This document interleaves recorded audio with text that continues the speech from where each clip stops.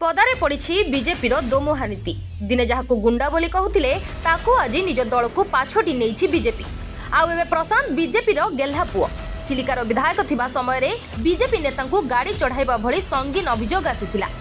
BJP बड़ बड़ नेता मंत्री एहाकु नै अनेक तुम्बी तोफान कले किंतु सेही दागी नेता को निज दल में सामिल करने को पछाइला नहीं बीजेपी।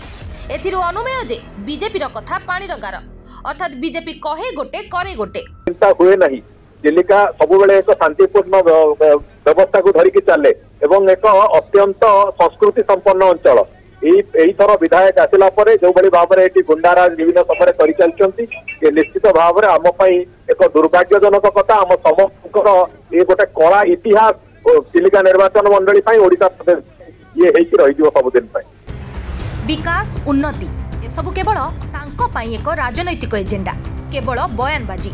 ना बड़ काम